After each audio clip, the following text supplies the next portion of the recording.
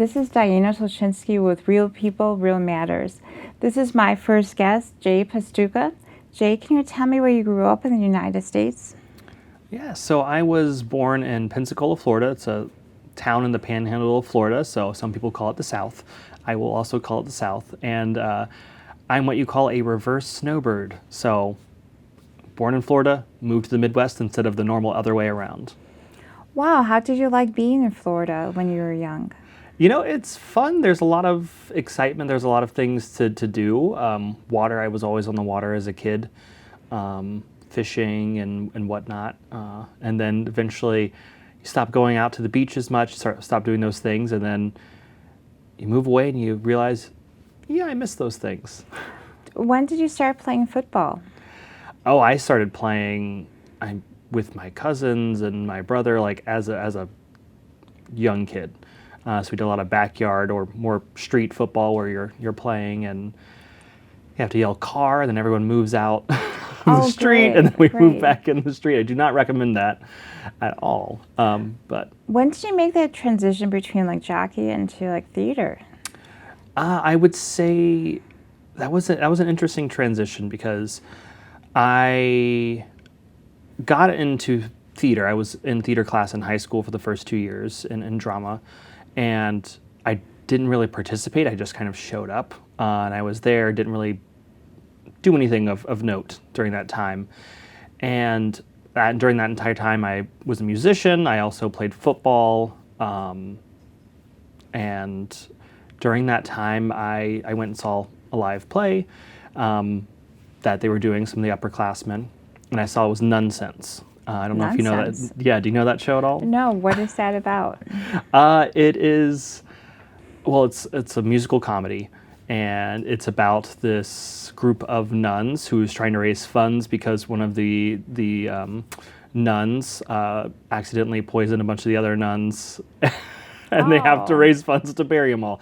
It's hilarious. Oh, I've seen that. So they're doing like this talent show and all these things, and it's wild. And I had such a fantastic time watching that. I went back and saw it every night that weekend, and I asked my drama teacher at the time. I said, "You can do that on stage?" Like just talking about like having such a good time, inviting the audience, so much laughter. She turned to me and she said, "You can do anything." Oh, that was nice. Yeah, and then I was hooked, and then I said, there's got to be a way that I can do this. My football schedule doesn't kind of play out with this, but I feel like I belong in this world, this realm, this artistic... this society, I guess. Yes, absolutely. And then about a week later, I actually, during football practice, got a neck injury, and I could not play football anymore. So it was a very interesting segue. It was kind of like you dream it and it happens. Yes. Yeah. So were your parents excited? Your uncle was excited? Like who like helped you out? Like I mean, I'm sure everybody dreams about being like a football player, getting scholarships. But how's theater like in high school in Florida? Well, it's interesting because there was definitely some pushback at first. Family thought I had some promise, maybe some scholarships and things like that down the line. And yeah, it was interesting because the transition was like, you're going to do this and like be able to get college covered by someone else, and you want to do this other thing that, you know, might be, a windfall. Yeah, it might be a financial windfall too, because that's what you hear a lot about the arts, is it's not the most economic, if you will. Yes. So they weren't very happy at first, and I would say I played in a musical, played in Thoroughly Modern Millie, and I was doing one of the numbers, and after the show, my mom goes, "I understand now." So that was a nice turnaround. It took a little bit of time, but it's the South, Panhandle, Florida. I still call the South, and in that part, football is like a part of everyone's lives. Yeah, yes. Like Sunday, like everybody goes to football madness, and Yes, I still have that part of me too. I love football, but. So where did you go for college and university? How did the fine arts shape you then? So I went to another part of Florida. I went to Orlando. I went to UCF, University of Central Florida, and I got my degree in acting there, a BFA in acting. While I was there, I did a lot of other things besides just acting, but that's what I got my degree in. And I had a great time, made a lot of lifelong friends and experiences and teachers. One I was on the phone with yesterday, just catching up and talking about art and things of that nature. And tell me, like, did you get a master's or did you feel a bachelor's is good enough? I got a life lesson. Oh, and please tell me about this life lesson. So my junior year, starting your junior year in our college, you had to get an internship during the summer with a theater, acting, or whatever your major is tied to that for a certain number of weeks, a certain amount of pay, a lot of stipulations that go involved in that. And I went to this place called Hampstead Stage up in New Hampshire, and I did a tour with an educational theater across New England that summer. I had a great time, impacted a lot of communities, everywhere from like a little small one-room like shack all the way to like these big stages. I remember performing on this outdoor stage in Lowell, Massachusetts, and the next week this very prominent band was playing on that same stage. So there's everything in between on this wild tour. And from that, I went back the next summer. Was lucky enough, my wife auditioned, they liked her, and they said, we'll put you both on a tour together. And yeah, I think I'm lost the question a little bit. So I'm moving further away from it. Yeah. But is it really the experience? Like, I understand, like, in engineering, you have co-ops, and business, you have internship. But in theater, is it really the experience of being in a play, or is it just like the natural, I guess, you hit it or you don't? I think the thing that I think a lot of people don't realize is that it is a business. So it's a business of yourself. You're always like, you are the product. Mm-hmm. You like, it's not just your resume, but it's how your face is resting at all times. It's how you're interacting off stage as well as on stage in the rehearsal room, submitting to auditions, getting to know casting agents. Like, it's a very difficult and time-consuming business. Oh. So it's yeah, there's a lot that go into that. So I would say it's a lot of working on yourself Mm-hmm. and Practice on your and craft, and it's very hard. To make it, yeah, to make it, and that's always a good thing, is like, what is making it in this days? Because most people always, you go back for family reunions or things like that and say, oh, you're going to be on Broadway? And you go, making it is not just Broadway. Making it, there's regional theaters, there's small theaters. Chicago is the land of storefront theaters, which is what Oil Lamp Theater is. And that running and putting in work that makes an impact in your community and in people's lives, that is making it. Broadway is great, that's one thing, but that's ephemeral, Yeah. And Jay, can you tell me, like, how was Oil and Lamp originally founded? Yeah, so it was originally founded in an apartment in Lakeview, and it was very intimate, and chairs were set up in the dining room, and the performance happened in the living room. And that's kind of how we found it, and we've kind of blossomed to a 60-seat theater in downtown Glenview, where we've been for about 10 years. And we see about 10,000 people a year in our 60-seat theater. That is a lot. Can you tell me the story about the tea lights? There's some kind of symbol, like I remember, like with Keith, like he had tea lights all over the place and little lamps.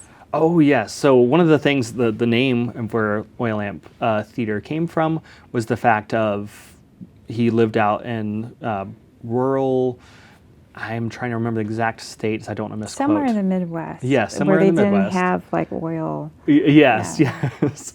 And when the power would go out, because when I lived in New Hampshire for a while, that happens when you're like very out in the woods. Yeah. You just light these oil lamps to give yourself spark of light. A spark of light, and you tell stories and share things amongst friends and family. So that's kind of where the idea and the concept came from, and why we are such an intimate theater itself. Can you tell me about storytelling? Like, why was that so important? And especially now, like the monologues, people like to share their stories. Yeah, so right now we have telling stories and a bunch of other things in our in-betweens called speakeasy nights that we have at Oil Lamp. So in between our main stage shows, we do alternative events, and one of them of which is called Telling Stories. And it's a group that comes in of a bunch of professional writers who share their stories or has someone perform their stories for them. It's kind of like The Moth, if you're familiar with that. The Moth, can you tell me more about it? I'm not familiar with that. Yeah, so it is, it's a whole series. It started off, I believe, as a podcast and then became a live thing. I'm trying to remember the order of how it got started, but it's been this giant national platform for interesting stories and from professionals of all backgrounds. Can you tell me, like, how is Oil and Lamp running right now? Is it non-for-profit, or how is it classified now? Yeah, so we've been a 501c3 nonprofit since 2012. So we moved. So originally it was founded at an apartment in Lakeview. Was about 30 different seats set up in the living room or the dining room, and the play would happen in one of the adjacent rooms. And so when they wanted to incorporate it, they moved all the way out to Glenview in 2012 and got that nonprofit status. And tell me, like, how was the transition between Keith Garrett, who was the original owner, and to you? It was a fun one. It really was, because I worked for that educational theater, so I went and performed for them, and I ended up taking over the theater, which is why I said I interesting. Got a life lesson instead of a master's, because I ran a nonprofit touring theater for 5 years right out of college. And so I transitioned out of that position into Oil Lamp Theater in February. Like, started out like part-time, trying to wean off my other job, and then eventually my first time staying for rehearsal was the same day I told everyone to go home. There's this thing happening, the pandemic starting. So, the founder was leaving as the pandemic was starting, and I was coming in. And it was kind of one of these things of, how do you make this brand new theater survive during this time? Oh, I remember the COVID. It was horrible. It was. And it was a lot of creativity and a lot of perseverance to get through, get a business through that you just took over. So I remember, like, the first few years, like, you can drive through, like, it was very clever about the masks, and then, like, who gave you, like, the creative ideas to keep it running? We started something called the COVID Collective with some of, like, the directors and things like that who've worked there. We threw out a bunch of ideas at the very start, and one of the things about Oil Lamp, we're a 60-seat theater, but we have a lot of moving parts and pieces. And one of the things that kind of sticks out is we don't have these big spaces like 500-seat theaters and things like that can bring in a lot of income and a lot of extra donors. We rely on a smaller pool of people. And so we didn't have as much luxury of kind of sitting back and waiting for things to happen. So we had to say, what can we do? And also, what can, not just like to survive as a business, but what can we do to make this experience that's very traumatic for people as positive as we can? What can we do to make people just laugh for an hour, Like, tell me basically, like, what's the difference between for-profit and educational theater? Like, what's the difference between, like, writers and Oil and Lamp? Like, for profits and everything like that. Well, so Writers Theater is also nonprofit. They're just grander in scale. So we're both nonprofit theaters, and I would say the difference between us, there's a lot, is I would just say size at this point. Yes. We all believe in the power of theater, bringing it to the community, what it can do, what it can do for local businesses as well. It doesn't just lift people's spirits or challenge them with interesting questions. It helps the local businesses in the area by having people stop at restaurants and shop. So the fundamentals of who we are the same. But funny story is, Writers Theater, this giant theater that's a few towns over, that started in the back of a bookshop. I didn't know that. Yeah, Wow. so having a very similar kind of start between us is very interesting to see, because that shows you how an idea can grow. And Oil Lamp Theater, well, we're getting through the pandemic, so we're not setting our sights on any meccas or anything like that at this time. But it's interesting how these ideas and how people can get on board and support theater and what it can do to a community. So now, Writers Over There has all these people swarming from all over the city and the suburbs just to go to it, and that impacts the local businesses and things like that. And how do you pick actors? Like, how long does the actual like process take, and then getting creativity and you're backstage and like? It takes a long time. So for one, good actors are booked well in advance. So you have to make sure, if you want, actors who are talented and driven as well, that you want to have your auditions several months before the show even starts rehearsal. So I would say right now our process is a little shorter. We're trying to expand it. I would say it's probably about 4 or 5 months. And then also you start off with getting the director and the team, and that starts up to a year in advance, if not more. Oh, that who picks up like the plays and everything else? Well, so it's interesting because this season, our 2022 season, is kind of a hybrid between some of the productions that were scheduled in 2020 who never got the time of day. One of which, our first one, closed right before it started rehearsal. And then the other half were kind of a collection that we looked at what would be good for this year and what's going on in the world. But we actually just brought on a new artistic director, Elizabeth Mazer-Levin, that I am very excited to have, who has been, as an artist, you read thousands of plays, like hundreds a year, and you have all these ones that are your favorites. But it really comes down to what works in your space, what message, what in the show connects with your audience, and when is the right time to do a show. For instance, Failure Love Story that's going on right now at the theater until September 4th. That show has a lot of tragedy in it, but it is a comedy because it's a show about saying these things in life are inevitable, but we have to cherish the times that we love and to get through. And which right now, just things, for the last several years have been very tough, but there's so much positive. There's so many positives that are going on in the world, and human connection and relationships and love are things to really be inspired by. And so that's why that show made it into the season, not because I adore that show, which I really do, but because what it gives the audience now is saying, remember the good times. Yeah, I should see that. Like, have you done anything with junior high or grade schoolers to inspire them? Yes. So Oil Lamp doesn't have an educational wing, but with my touring educational theater that Hampstead that I ran for 5 years, that's our prime audience with education theater right there. So everything from elementary, middle, and even high schools students that we worked with, and whether it's workshops, shows. Actually, this is a great story, and I hope that this very close friend of mine now sees this.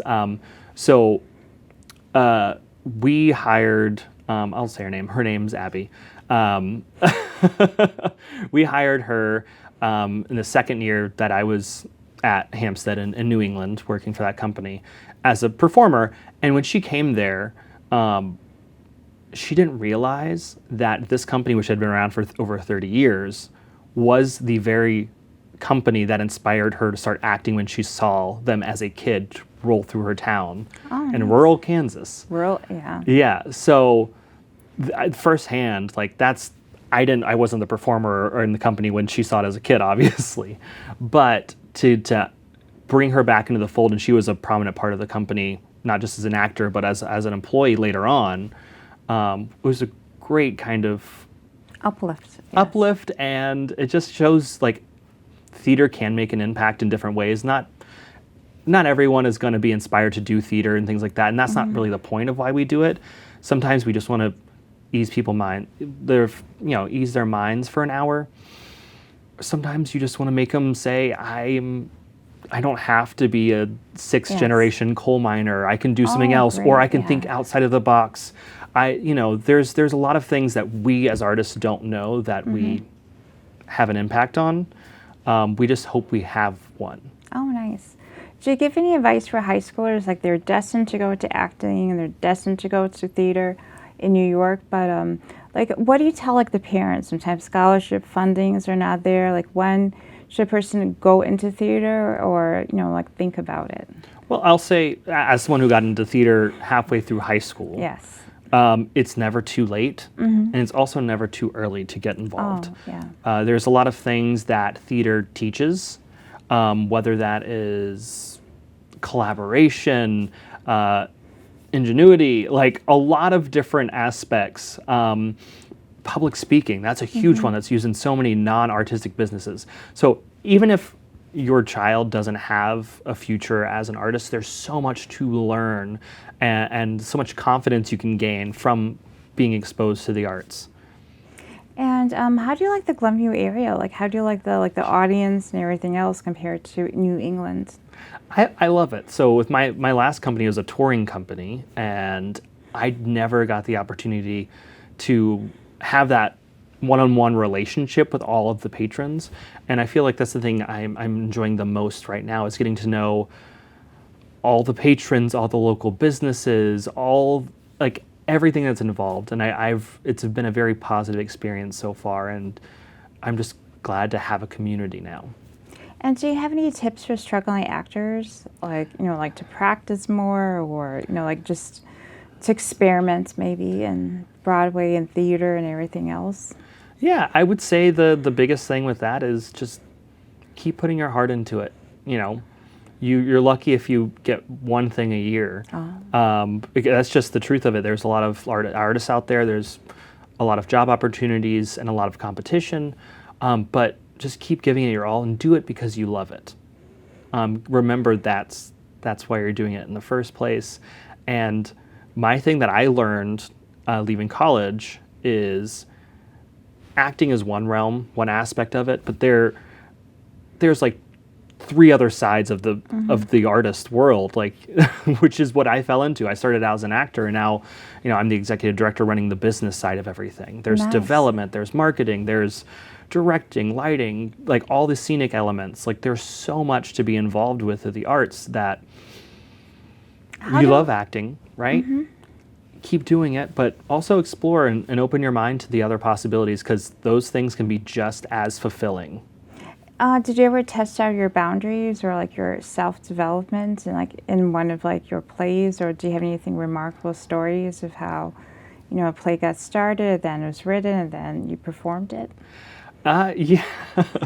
Well, there's hopefully every role you do challenges you, because you shouldn't just walk in and say, this is me, I have to do this. There's a lot of prep work. There's a lot of things you do day in and day out.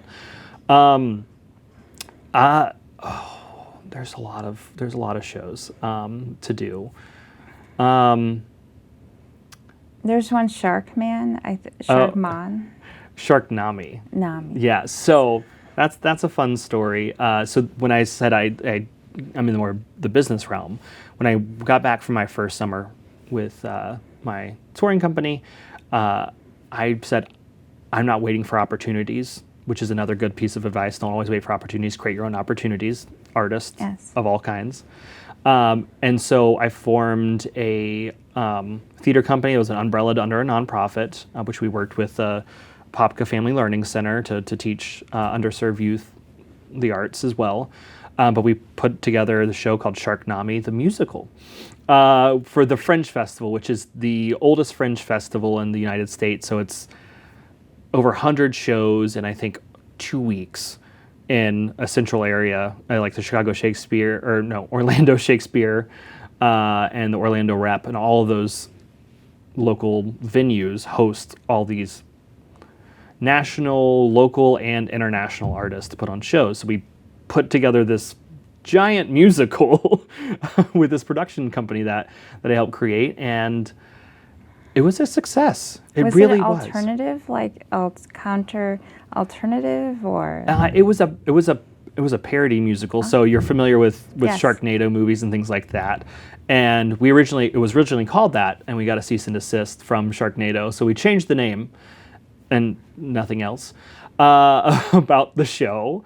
And yeah, but the funny thing is, as silly and parody as in title and and premise it was, there was actually substance or substance to this show. It actually was a very good show that I'm very proud of, and I would love to put it on now. Orland's not the right place for it, but it's such a fun show, but it also like there's heart to it. Yes. And do you have any, I guess, like tips for like, I guess, children's theater, like for the parents to hang in there and, like get them out of their shell? Yeah, I would say, well, that's the thing that we all have problems with as we get older is we lose our sense of play. And that's the thing that inspires creativity. And you could be someone who's a salesman and you need that creativity, right? So I would say just encourage play. There's nothing forced about it. Just people will open up in their own time. And maybe they're not an actor. Maybe they're going to be more of a scenic designer. Maybe they're going to be a fantastic painter. Like you have no idea. And so just let them play and they'll find their way. Oh, nice. And do you have any, I guess, future endeavors to travel or to be with your wife or expand Oil and Lamp?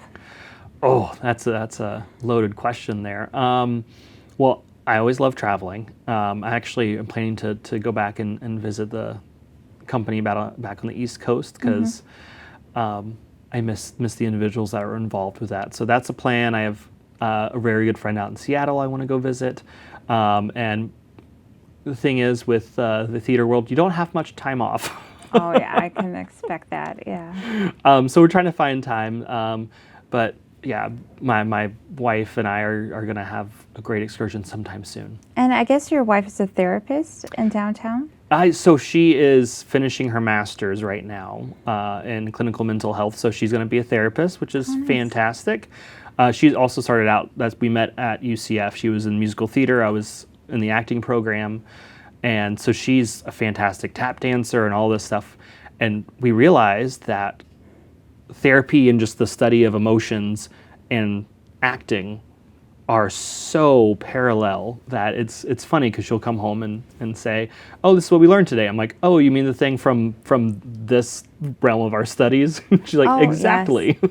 Like I know especially with oncology and cancer, they always talk about laughter and expression and gratitude, especially with PTSD. Like a lot of the soldiers are coming in and they have to empathize and like the feelings, get their feelings back. Yeah.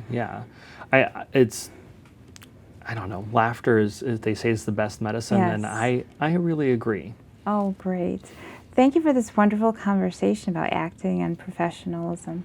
Thank you for having me. Thank you for watching Real People, Real Matters with Pastucha and Diana Tulchinsky. Please watch us again.